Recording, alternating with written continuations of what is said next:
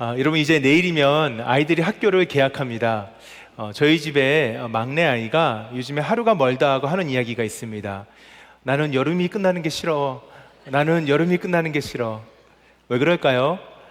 방학이 끝나기 때문에 그렇습니다. 이 아이가 방학 동안에 정말 즐겁게 놀았거든요. 늦게 자고 늦게 일어나고 탱자탱자 놀다가 이제 드디어 학교를 갈 생각하니까 너무 싫은 거죠. 이제 겨우 킨더에서 1학년은 가는 아이가 삶의 인생의 깊은 의미를 깨달아 버렸습니다. 여러분 이것이 어린 아이에게만 있는 마음은 아니죠. 우리의 삶 가운데도 이런 경험을 종종 할 때가 있습니다. 여러분들 혹시 이번 여름에 휴가를 다녀오셨습니까? 휴가지를 생각만 해도 너무 기분이 좋은데 휴가에서 돌아올 때 어떤 마음이셨습니까? 아마 한 명도 야 빨리 돌아가서 그동안 밀린 일을 열심히 해야지 이런 마음은 없었을 거예요.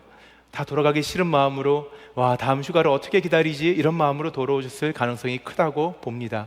왜 그렇죠? 우리는 우리의 일상 가운데 우리에게 짊어진 짐의 무게를 알고 있기 때문에 그렇습니다.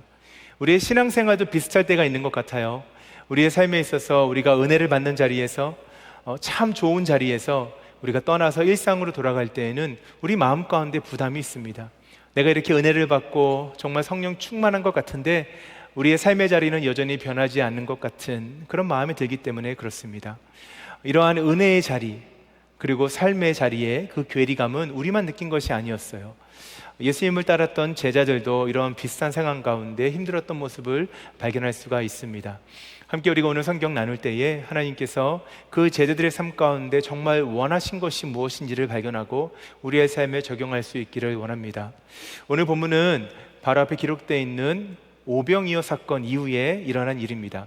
우리가 너무나 잘 아는 이 오병이어 사건으로 인하여서 이스라엘 군중들이 예수님에 대해서 열광하기 시작합니다. 같은 내용을 기록하고 있는 요한복음에서는 군중들이 예수님을 향하 이렇게 외칩니다.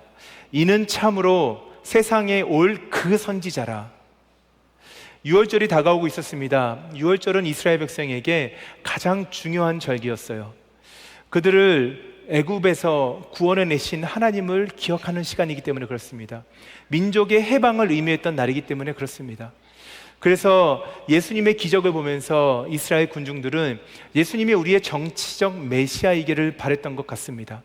그래서 억지로 예수님을 임금의 자리에 세우기를 원했습니다. 그러나 예수님은 그것을 뒤로하고 헛된 메시아 열망을 뒤로하고 산에 올라가셔서 기도하시죠.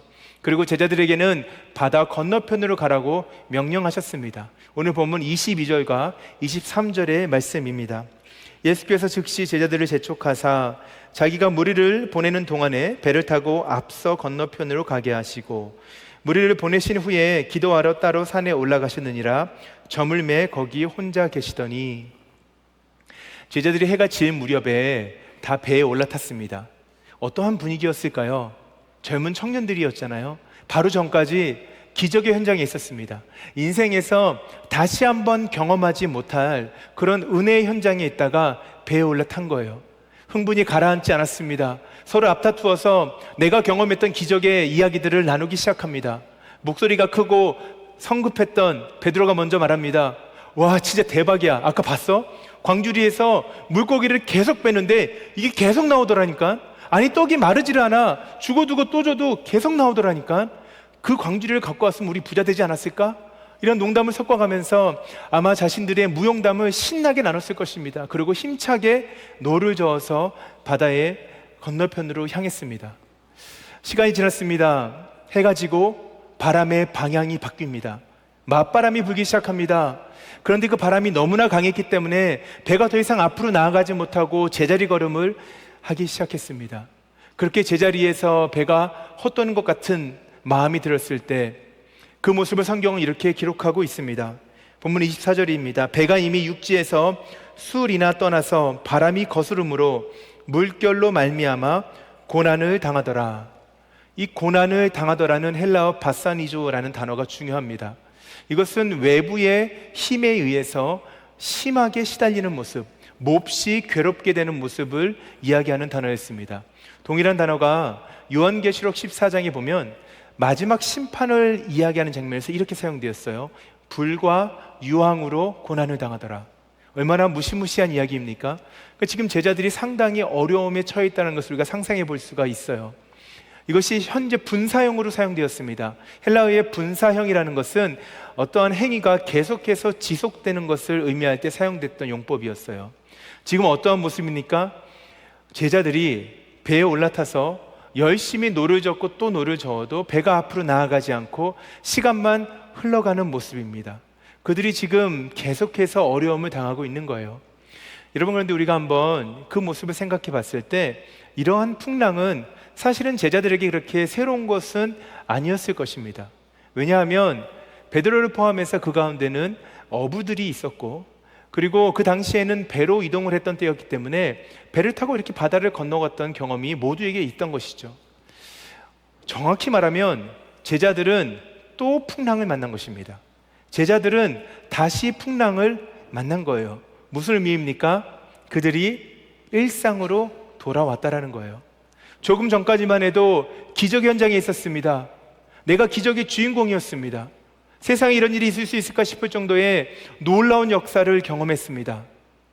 그리고 그들은 지금 바람이 언제 불어올지 모르는 그 바다 위에, 그리고 힘겹게 노를 저어야 겨우 건너갈 수 있는 그 바다 위에 있다라는 거예요. 일상의 자리로 돌아왔습니다.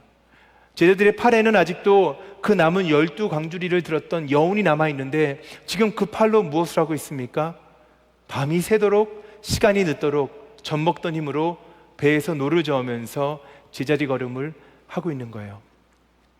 여러분, 이러한 모습이 우리의 삶과 크게 다르지 않을 때가 있는 것 같습니다. 우리 가운데 여름에 단기 선교를 다녀오신 분들이 계실 거고, 아까 전에 그 앞에 찬양했던 분들도 선교를 열심히 하는 귀한 기도팀인데요, 선교지에서 분명했던 하나님의 부르심이 흔들리기 시작합니다. 끊임없이 던져지는 업무를 처리하고 있고, 큰 의미 없는 상사의 관계 앞에서, 영적인 대화가 단절되어 있는 친구와의 만남 속에서 우리는 나는 여기서 무엇을 하고 있는 것인가? 라는 회의감과 영적인 공허함의 풍랑을 만나게 되죠. 제자훈련을 받고 사역훈련을 받으면서 내 안에 가득했던 하나님을 아는 지식은 온데간데 없고, 알면서도 넘어지고 또 한 번 결심을 해도 다시 무너지게 되는 우리 자신을 발견하고 있지 않습니까? 내 머리 안에 있는 지식과 삶을 살아내는 현장에서의 나의 모습에 그 괴리감은 우리에게 깊은 죄책감, 그리고 영적인 실패감이라는 풍랑을 줍니다. 뜨거운 영적인 자리에서, 예배의 자리에서, 섬김과 사역의 자리에서 내 삶을 하나님 앞에 헌신했습니다. 그 어떠한 것이 와도 감당할 수 있겠다라는 용기를 가지고 세상으로 나아갔는데, 일상으로 돌아갔는데 첫 번째 부딪히는 파도 앞에서 우리는 그 용기를 잃어버립니다. 내 마음의 결단이 흔들리기 시작하죠. 과연 내가 받은 은혜는 어디 있는 것인가 라는 의심과 함께 영적인 침체라는 풍랑을 마주하게 됩니다. 여러분, 가만 생각을 해보면 우리 인생이 그렇지 않습니까? 잠깐 좋았고 길게 힘들고, 잠깐 좋았고 길게 힘들고. 오늘도 우리가 함께 예배드리지만 이 예배를 마치면 우리는 또 삶으로 돌아갑니다. 6일 동안의 치열한 삶을 살다가 또 다음 주 이 시간에 여기서 만나겠죠. 이런 모습을 보면서 우리는 우리 마음 가운데 한 가지 질문이 생깁니다. 하나님은 왜 오병이어 같은 놀라운 기적의 은혜를 경험한 우리들을 다시 풍랑이 몰아치는 일상의 한 복판으로 보내고 계신 것인가? 우리가 오늘 말씀 함께 나누면서 이 질문에 대한 답을 찾아보기를 원합니다. 제자들이 얼마나 노를 저었을까요? 칠흑 같은 어두움이 찾아왔습니다. 그리고 그 자리에서 제자들은 아주 깜짝 놀라는 경험을 하게 돼요. 오늘 본문 한번 다시 살펴보도록 하겠습니다. 본문에 보면 예수님께서 등장하시는데 25절입니다. 밤 사경에 예수께서 바다 위로 걸어서 제자들에게 오시니 제자들이 그가 바다 위로 걸어오심을 보고 놀라 유령이라 하며 무서워하여 소리 지르거늘. 열심히 노를 젓고 있었는데 저쪽에서 사람의 형체 같은 것이 걸어오는 거예요. 얼마나 무서웠겠습니까? 깜짝 놀랐습니다. 마태는 이때를 밤 사경이라고 이야기했어요. 밤 사경이라는 것은 지금으로 치면 새벽 3시에서 6시 사이의 시간입니다. 그러니까 아마 해가 뜨기 전이었으니까 가장 어두웠던 때였겠죠. 잘 보이지 않았을 것입니다. 제자들이 해가 질 무렵에 배를 탔다고 되어 있으니까 대략적으로 한 6시쯤에 배를 탔다면 지금 그들은 최소한 9시간에서 길게는 12시간이라는 시간을 그렇게 배 위에서 씨름하고 있는 거예요. 아무리 노를 저어도 앞으로 나아가지 않습니다. 풍랑이 없다면 바다를 건너는데 2시간이면 가능했던 거리였는데 지금 바다 한가운데까지 왔는데 시간은 9시간에서 12시간이 흘른 거예요. 그러니까 거의 배가 나아가지 못한 상황이었죠. 여러분 혹시 이렇게 출렁이는 바다 위에서 시간을 보내보신 경험이 있으십니까? 제가 수년 전에 예전에 섬기던 교회의 목회자들과 함께 배를 타고 바다에 나간 적이 있습니다. 캘리포니아 해안에서 한 2시간을 배를 타고 가면 채널 아일랜드 국립공원이라는 섬이 5개로 이루어진 국립공원이 있어요. 근데 그 섬이 아주 기이한 모습으로 생겼기 때문에 사람들이 배를 타고 가서 그 섬을 구경합니다. 그리고 그 근처에 고래가 많아요. 그래서 섬도 보고 고래도 보고 그런 일정으로 우리가 같이 배를 타고 신나게 나아갔습니다. 8월쯤이었기 때문에 지금이랑 비슷한 시기였는데요. 날씨가 너무 좋은 거예요. 그래서 하늘이 정말 청명합니다. 그리고 바다는 짙은 푸른색, 짙은 파란색의 바다인데 정말 물감을 풀어놓은 것 같아요. 정말 그 안으로 뛰어들고 싶을 만큼 아름다운 바다를 보면서 다들 신나서 바닷바람을 맞으면서 이제 앞으로 나아가는 거예요. 한 2시간 가까이 배를 타고 가서 섬에 도착을 했습니다. 정말 소문대로 너무너무 멋있는 거예요. 그래서 그 앞에서 다 같이 사진도 찍고 뭐 창조주 하나님을 노래하면서 그러면서 거기 즐거운 시간을 보내다가 이제 드디어 그 고래를 보러 가는 때가 되었어요. 근데 여러분들 고래가 이렇게 어디 앉아가지고 우리 기다리고 있는 게 아니잖아요, 그렇죠? 이제 고래를 따라다니면서 고래를 봐야 되는 거죠. 그래서 이제 고래를 보기에 출발을 했는데 바람이 불기 시작하는 거예요. 그러면서 파도가 점점 높아집니다. 그러니까 파도에 배가 이렇게 탁 부딪히니까 파도가 배 안으로 이렇게 들어오는 거죠. 그러니까 처음에는 사람들이 소리를 이렇게 막 지르면서 재밌잖아요, 이 파도가 막 들어오니까. 그래서 서로 막 파도를 맞고 서로 놀리고 막 이러다가 이게 계속 반복되면서 점점 심각해지니까 하나 둘씩 선실로 들어가기 시작했어요. 배가 그렇게 작은 배도 아니었거든요. 근데도 그렇게 파도가 치니까 배가 흔들리면서 파도가 배 안으로 들어오더라고요. 근데 우리는 의지의 한국인이잖아요. 우리는 고래를 봐야 되지 않습니까? 그래서 우리는 안 들어가고 끝까지 갑판에 붙어가지고 난간에 붙들고 머리가 젖고 옷이 젖고 속옷이 젖으면서까지도 그 안에 버티는 거예요. 근데 시간이 지나니까 와 이거는 뭐 고래건 뭐 돌고래 할아버지건 상관없고 일단은 내리고 싶다는 생각밖에 안 들더라고요. 너무너무 힘들게 그렇게 막 토할 것 같은 마음으로 배를 붙들고 갔는데 드디어 돌고래 떼가 나타났다는 거예요. 저기 보니까 이 돌고래 떼가 이렇게 막 점프를 하면서 진짜 글쎄 한 수십 마리 같은데 막 이렇게 헤엄을 치더라고요. 여러분 돌고래 떼를 보신 적이 있으세요? 상당히 멋있습니다. 예, 한두 마리가 아니니까 상당히 멋이 있어요. 멋은 있는데 지금 돌고래가 점프하는 건지 내가 점프하는 건지 알 수가 없어요. 그러니까 너무너무 정신이 없어서 카메라를 들고 찍는 건지 뭔지를 막 제가 그래서 여기 오기 전에 그때 찍었던 영상을 봤는데 뭐 막 이러고 찍고 있어요. 이렇게 영상을. 그 정도로 힘들게 시달리다가 한 6시간 가까이 지나고 드디어 육지에 내렸습니다. 내렸는데도 막 땅이 흔들리는 것 같고 그래서 그거를 계획했던 분이 그 당시에 청년부를 섬겼던 목회자였는데 다들 그 사람은 십자가에 못 박아야 된다고 우리가 지금도 그 얘기하면요 데리고 오라고 막 이렇게 얘기할 정도예요. 정말 너무너무 힘들고 다시는 해서는 안 되는 거더라고요. 여러분들 이렇게 잠시 배를 타도 이렇게 힘든데 9시간에서 12시간을 그 조금 나가는 거리 가운데 배에서 시달리고 있다 보면 얼마나 그게 힘들었겠습니까? 아무리 제자들이 바다에 익숙하다 하더라도 그 시간은 결코 쉬운 시간이 아니었을 것입니다. 우리가 우리의 삶에 있어서 일상으로 돌아갔을 때 밀려오는 풍랑이 점점 거세지고 시간이 오래되다 보면 어느 순간 우리의 영혼이 지치는 것을 경험합니다. 하나님께서 분명히 살아계셨습니다. 그리고 하나님의 공급하심이 풍성했습니다. 그리고 우리의 삶이 가치 있는 것으로 의미 있는 것으로 가득 채워지는 그러한 오병이어의 기적을 경험한 후에 우리는 다시 배를 타기 위해 일상이라는 이름의 바다에 나아가는 거예요. 그리고 그 바다에는 언제나 크고 작은 풍랑이 있습니다. 예수님께서 그러한 상황 가운데 제자들에게 걸어오시는 거예요. 그리고 이렇게 말씀하셨습니다. 안심하라, 나니 두려워하지 말라. 안심하라, 나니 두려워하지 말라. 헬라어를 보면 나라는 표현을 에고 에이미라고 이야기했어요. 이 에고 에임이라는 표현은 아주 중요한 것입니다. 영어로는 it is I라고 되어 있어요. 나라는 것입니다. 근데 이것은 단순하게 제자들에게 예수님이 자신을 확인시켜주는 그러한 모습이 아니라 구약 성경에 기록되고 있는 하나님의 등장을 연상케 합니다. 구약 성경은 히브리어로 기록되어 있는데 그 히브리어를 헬라어로 번역한 70인역을 보면 이 에고 에임이라는 단어가 자주 등장을 합니다. 가장 대표적인 것이 출애굽기 말씀입니다. 출애굽기 3장 14절에 하나님이 모세에게 이르시되 나는 스스로 있는 자라, 또 이르시되 너는 이스라엘 자손에게 이같이 이르기를 스스로 있는 자가 나를 너희에게 보내셨다 하라. 하나님은 지금 이스라엘 백성에게 여호와 하나님의 이름의 의미를 가르치고 계시죠. 자신이 누군가를 이야기하고 계십니다. 근데 뭐라고 말씀하셨습니까?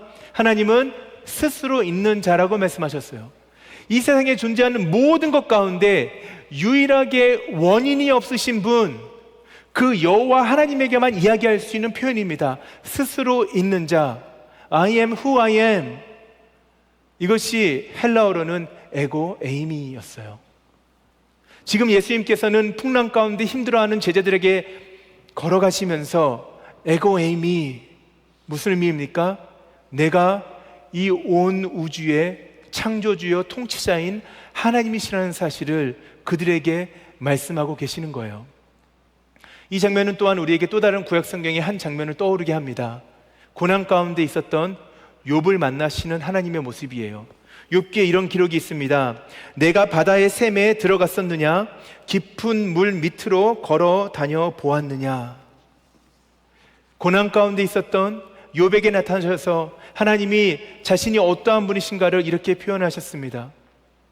현대인들에게는 바다 하면 낭만이 있고 쉼이 있는 곳이지만 고대 이스라엘인들에게는 바다라고 했을 때에 거기는 통제할 수 없는 혼돈과 또 사망과 악의 세력이 머무는 자리였습니다. 그렇기 때문에 바다를 다스린다라는 것, 바다 위로 걷는다라는 것은 오직 전능하신 하나님의 능력만이 가능했다라고 생각했던 때였어요. 제자들을 포함해서 당시 유대인들은 이러한 구약의 사상을 잘 이해하고 있었을 것입니다. 그렇기 때문에 예수님께서 제자들을 두렵게 하고 그들을 고난스럽게 했던 그 풍랑을 자신의 발 아래 두시고 풍랑 위를 걸어서 평온하게 제자들에게 오신다라는 그 모습은 그 어떠한 말보다도 강력하게 예수님이 누구신가를 보여주는 하나님의 역사의 장면이라는 것입니다. 여러분 잘 들으시기 바랍니다.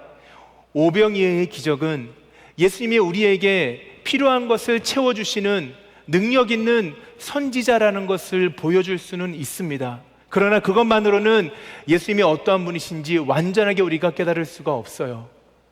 하나님은 지금 제자들의 풍랑을 무대 삼으시고 그 가운데 예수님께서 어떠한 분이신지를 분명하게 보여주시는 거예요. 제자들의 경험을 뛰어넘고 그들의 지식을 뛰어넘고 그들의 상상을 뛰어넘는 하나님이 되심을 이야기하고 있는 것입니다. 그러한 풍랑 가운데 예수님께서 찾아오신 거예요. 평탄할 때에는, 평안할 때에는 경험하지 못했던 그 예수님을 지금 제자들은 풍랑 속에서 발견하고 있는 것입니다. 이것이 우리의 삶 가운데 고민되어야 될 부분이에요. 풍랑 가운데 찾아오시는 예수 그리스도. 우리가 이 가운데 처음에 던졌던 질문을 다시 한번 생각해 보기를 원합니다. 왜 하나님은 오병이어의 기적과 같은 놀라운 은혜를 경험한 우리를 다시 풍랑이 몰아치는 고된 일상의 한 복판으로 보내고 계시는가? 하나님은 우리가 그 자리에서 예수님이 누구신지를, 그 예수님이 누구신지를 온전하게 깨닫기를 원하시는 거예요. 사랑하는 여러분, 혹시 이 자리 가운데 삶의 풍랑 가운데 계시면서 나온 분들이 계십니까? 지금도 내가 타 있는 배는 끝없이 풍랑으로 인하여서 뒤집힐 것처럼 흔들리는 가운데 나는 앞으로 나아가고 싶은데 그 배는 항상 제자리에 머무는 것 같은 그러한 상황 가운데 예배에 오신 분들이 혹시 계십니까? 재정의 문제로 인하여서, 관계의 문제로 인하여서, 신분의 문제로 인하여서, 건강의 문제로 인하여서 다른 누구에게도 나눌 수 없는 내 마음속 깊은 곳에 일어나는 그 풍랑의 문제 가운데 힘들어하고 고난당하면서 이 자리에 계신 분들이 혹시 계십니까? 바로 지금 이 시간에 예수님께서 여러분의 풍랑 위를 걸어서 여러분에게 다가가고 계십니다. 그리고 그 가운데 말씀하시는 거예요. 에고 에이미, 내가 너의 하나님이다. 내가 지금 이 상황의 주인이 되고 있다. 우리 예수님은 그냥 우리의 좋은 친구, 좋은 카운셀러 정도가 아닙니다. 좋은 헬퍼 정도가 아닙니다. 우리 예수님은 온 우주 만물을 창조하셨고 지금도 통치하고 다스리시는 창조주 하나님이세요. 여러분과 지금 함께 하시는 그 하나님을 여러분들이 믿음의 눈을 들어 볼 수 있기를 주의 이름으로 축복합니다. 안심하라, 안심하라, 나니 두려워하지 말라. 오늘 이 시간에 우리에게 하나님께서 말씀하시는 거예요. 마태는 계속하여서 베드로의 모습을 통해 우리에게 이 하나님을 만난 제자들이 어떻게 행동했는지를 보여주고 있어요. 베드로의 모습을 한번 살펴보기를 원합니다. 베드로가 대답하여 이르되 주여, 만일 주님이시거든 나를 명하사 물 위로 오라 하소서 하니, 제자들은 아마도 그 예수님의 모습 가운데 하나님을 생각했을 것입니다. 그리고 베드로가 제일 먼저 주님 앞에 외치는 거예요. 물 위를 걸어 주께 오게 하소서라고. 여러분, 한글 성경에는 잘 기록되어 있지 않지만 헬라어 원문을 보면 물 위로 오라 하소서 바로 앞에 프로세, 그러니까 프로스, 누구를 향하다, 세, 당신에게, 주님에게입니다. 주님께로 향하여 오게 하소서라는 표현이 있습니다. 무엇을 말하는 것입니까? 지금 베드로는요, 물 위를 걷기를 원하는 것이 아닙니다. 물 위를 걷는, 바다 위를 걷는 기적을 체험하고 싶은 것이 아닙니다. 베드로는 지금 하나님 되시는 예수님 앞에 가기를 원하는 거예요. 예수님, 저는 지금 당장 예수님께로 가기를 원합니다. 나를 오라 허락하소서. 예수님이 너무나 쿨하게 한마디로 허락하시죠. 뭐라 그러셨습니까?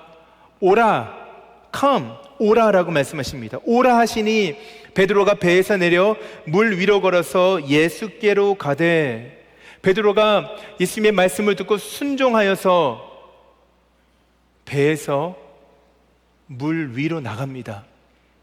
물을 밟았는데 그 물이 땅이 된 것이죠. 그렇게 해서 기적을 경험합니다. 한 걸음 두 걸음을 걸어가다가 갑자기 눈앞에 이는 파도를 보게 됩니다. 바람을 온몸으로 느끼게 됩니다. 덜컥 두려움이 생겨서 다시 물속으로 빠지는 장면이 성경은 이렇게 이야기하고 있어요. 바람을 보고 무서워 빠져가는지라 소리질러 이르되 주여 나를 구원하소서 하니, 예수께서 즉시 손을 내밀어 그를 붙잡으시며 이르시되 믿음이 작은 자여 왜 의심하였느냐 하시고, 물에 빠지는 베드로를 보면서 예수님께서 너의 무모함을 책망한다라고 말씀하지 않으셨습니다. 뭐라고 말씀하셨습니까? 믿음이 작은 자여 왜 의심하였느냐? 믿음이 작은 자여 왜 의심하였느냐? 베드로는 믿음이 없는 사람이 아니었습니다. 여기서 믿음이 작다라는 것은 믿음이 없는 상태를 말하는 것이 아닙니다. 의심하는 것이 문제였어요. 의심하는 것이 문제였어요. 의심하다는 헬라어 단어는 두 마음을 품다, 또는 다른 두 장소에 동시에 거하기를 원한다라는 의미를 가지고 있습니다. 무슨 말입니까? 베드로는 믿음이 있었습니다. 배에 있던 다른 제자들보다 어쩌면 훨씬 더 믿음이 큰 자였습니다. 그래서 물 밖으로 뛰어내린 것이죠. 예수님의 말씀을 믿고 순종하여서 바다 위로 뛰어내린 것입니다. 그런데 어떤 일이 일어났습니까? 그렇게 바다를 걷다 보니까 나의 마음을 두었던 예수님, 그 옆에 풍랑이 보이기 시작하는 거예요. 그리고 풍랑에게 나의 마음을 주기 시작합니다. 바람에게 나의 마음을 주기 시작합니다. 내 마음이 갈라진 것입니다. 예수께만 있던 나의 마음이 다른 것에 빼앗기기 시작한 거예요. 그러면서 베드로는 물속으로 빠져듭니다. 이 모습 보면서 여러분들은 어떤 생각이 드십니까? 우리가 풍랑 가운데 찾아오시는 예수님을 하나님으로 보게 된다 하더라도, 그리고 우리가 믿음으로 그 예수께로 나아간다 하더라도 우리는 또다시 풍랑 앞에 주저앉고 마는 연약한 존재임을 우리는 부인할 수가 없습니다. 우리는 또 넘어질 수 있는 존재예요. 그때 예수님 어떻게 하셨습니까? 오늘 본문을 보면 즉시 손을 내밀어 베드로를 끌어올려 주십니다. 그리고 베드로와 함께 배에 올라타시죠. 오늘 본문 마지막을 보면 배에 함께 오름에 바람이 그치는지라 배에 있는 사람들이 예수께 절하며 이르되 진실로 하나님의 아들이로소이다 하더라. 무슨 일이 일어나고 있습니까? 그 장면을 함께 목격했던 제자들이 어떠한 고백을 하고 있습니까? 예수님을 보면서 진실로 예수님이 하나님의 아들이십니다 라고 고백했어요. 여러분, 마태복음에서 처음으로 공동체가 함께 예수님을 하나님으로 고백한 장면입니다. 너무나 중요한 장면이에요. 우리의 삶에 있어서 우리는 실패할 수 있고 넘어질 수 있습니다. 그러나 우리가 예수께로 향하여 나아가는 우리의 발걸음을 통해서 예수님의 신실하신 능력이 우리의 삶 가운데 드러나고 있어요. 여러분, 어쩌면 풍랑을 만난 우리에게 가장 큰 선물, 가장 좋은 선물은 그 문제가 없어지는 것이 아닐 수도 있습니다. 풍랑을 만난 우리들에게 하나님이 주시는 가장 큰 선물은 평소에는 경험하지 못하고 평소에는 깨닫지 못했던 예수님이 누구신가를 진짜 깨닫게 되는 거예요. 예수님이 나의 삶 가운데 언제나 함께 하셨는데 그 함께 하시는 예수님이 누구십니까? 온 우주 만물을 창조하시고 지금도 하늘에 나는 새하나 땅에 떨어지는 것을 모른 척하지 않으시는, 우리의 머리털을 다 세고 계시는 나의 창조주 하나님이셨다는 사실을 깨닫게 될 때 그 풍랑 가운데 하나님의 나라가 임하는 것입니다. 풍랑 가운데 우리가 받는 가장 큰 선물은 그렇기 때문에 예수님이 누구신가를 깨닫게 되는 거예요. 예수님이 하나님이시구나, 이 고백이 우리가 풍랑 가운데 만나게 되는 가장 큰 기적인 줄로 믿습니다. 사랑하는 여러분, 저희 집에 아이들이 겁이 많아서 어렸을 때 혼자 잠을 잘 못 잤습니다. 그래서 항상 엄마나 아빠가 잠이 들 때까지 옆에 있기를 원했어요. 어떤 때는 우리가 밖에서 해야 될 일이 있기 때문에 방에 불을 켜주고 방에 문도 열어놓고 엄마 아빠 목소리 들리니까 그냥 자라고 얘기해도 안 된다는 거예요. 어떻게 해서든지 엄마나 아빠를 방에 불러서 한 명은 자기들 옆에 있도록 그렇게 했습니다. 아이가 잠들 때까지 늘 옆에서 같이 있어줬어요. 단 하루도 그냥 아이들을 재운 적이 없었습니다. 아이들이 원했기 때문에 그래요. 제가 오늘 말씀 묵상하면서 제자들에게 걸어가셨던 그 예수님, 그리고 마침내는 그들의 배에 함께 오르신 예수님 모습을 보면서 아이들이 무서워했을 때 옆에 함께 누웠던 그 부모의 마음이 생각이 났습니다.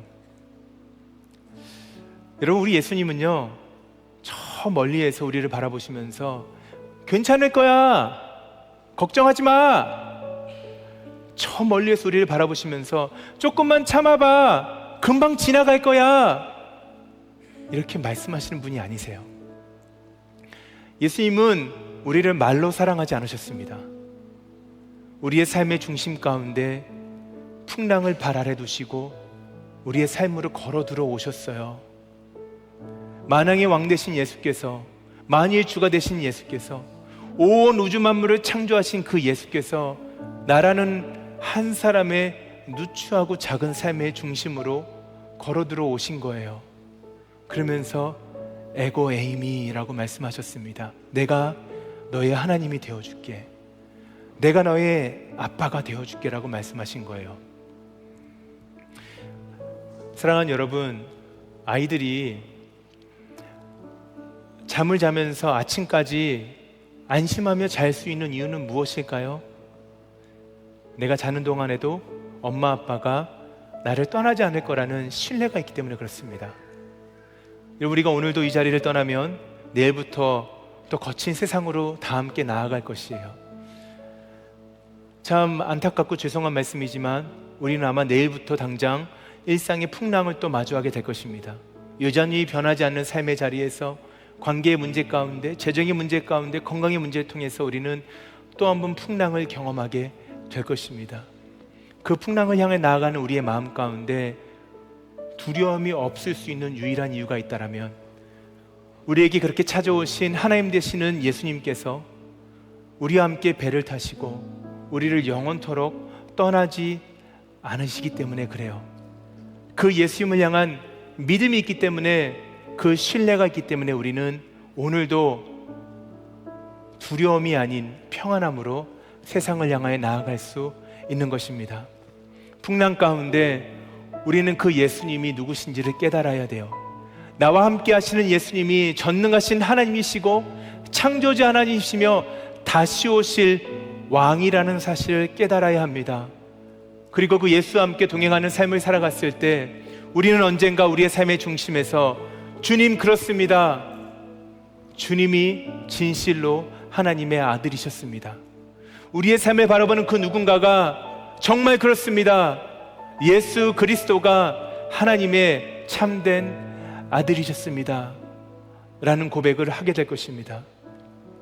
사랑하는 성도 여러분, 우리가 그러한 믿음의 고백을 가슴에 담고 세상으로 나아갈 수 있기를 간절히 원합니다. 어떠한 풍랑이 온다 하더라도, 어떠한 바람이 우리 가운데 들이친다 하더라도 뒤로 물러서지 않고 주님과 함께 바다 건너편까지 나아갈 수 있는 복된 삶이 되시기를 주의 이름으로 축복합니다. 우리 같이 말씀을 기억하시면서 함께 찬양하면서 나아가기를 원합니다. 다 한번 자리에서 한번 다 일어나서 찬양하겠습니다. 여러분, 우리에게 허락하신 시련을 통해서 우리의 믿음이 더욱 강하게 자라기를 원합니다. 험한 산과 골짜기를 지나는 동안에 우리가 주님께로부터 멀어지는 것이 아니라 더 주님께 가까이 나아갈 수 있기를 원합니다. 우리가 겪고 있는 시험이 아무리 어렵고 힘들다 하더라도 우리의 주님보다 크지 않다는 사실을 이 시간 우리가 믿음으로 고백할 수 있기를 원합니다. 우리 앞에 바다가 갈라지지 않는다면 주님께서 나로 하여금 바다 위를 걷게 하신다는 믿음을 가지고 나아갈 수 있기를 원합니다. 나는 믿습니다. 주의 능력으로 우리의 삶이 새롭게 될 것을 믿습니다. 함께 믿음으로 찬양하며 나아가도록 하겠습니다. 내게 허락하신 시련을 통해 나의 믿음 더욱 강하게 자라나고 험한 산과 골짜기 지나는 동안 주께 더 가까이 나를 이끄시네. 내가 겪는 시험이 어렵고 힘겨워도 우리가 믿음으로 고백합시다. 우리 주님보다 크지 않습니다. 내 주님보다 크지 않네. 주님, 그렇습니다. 내 앞에 바다가 갈라지지 않으며 주가 나로 바다 위 걷게 우리 주의 고백되는 가신 하나님을 신뢰하며 찬양합시다.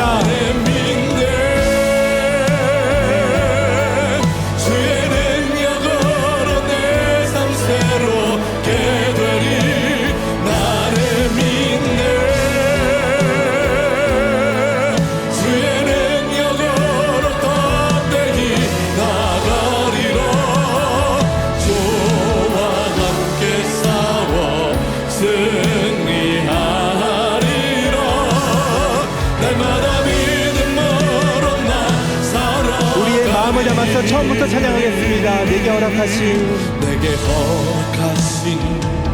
시련을 여러분, 모든 가사를 믿음으로 고백하시기 바랍니다. 나의 믿음 더욱 강하게 자라나고 아무리 험한 산과 골짜기를 지날지라도 험한 산과 골짜기 지나는 우리는 주님께 가까이 나아가기를 원합니다. 주께 더 가까이 나를 이끄시네. 내가 겪는 시험이 어렵고 힘겨워 우리의 주님보다 크지 않습니다. 내 주님보다 크지 않네. 믿음으로 고백합니다. 내 앞에 바다가 갈라지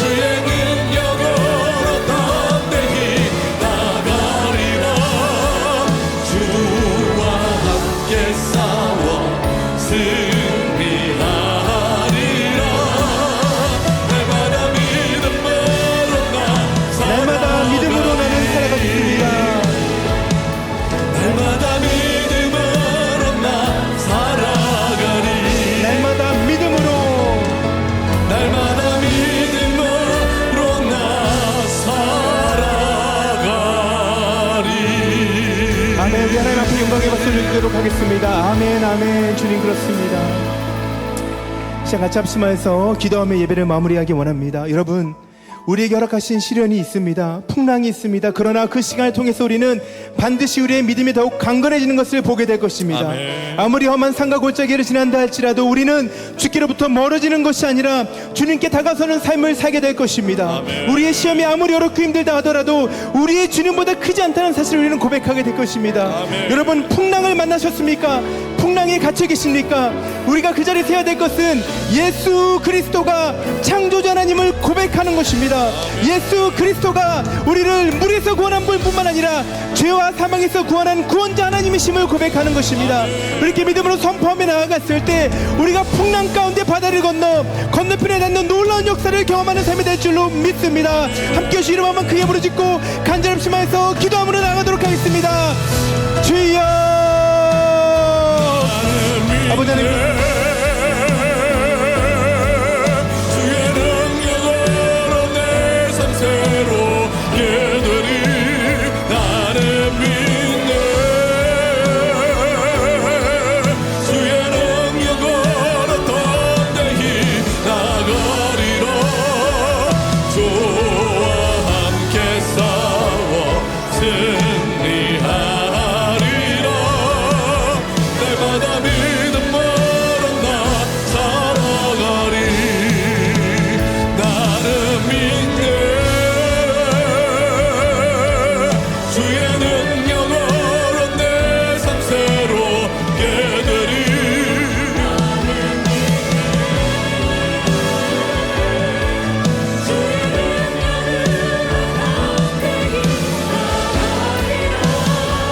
주와 함께 싸워 승리하리라. 날마다 믿음으로 나 살아가리.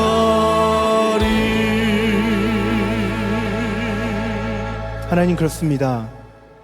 나의 흔적을 남기는 삶이 아니라 나의 삶을 통해 하나님의 흔적이 남겨지는 삶을 살기를 원합니다. 주님, 우리에게 믿음을 더하여 주옵소서.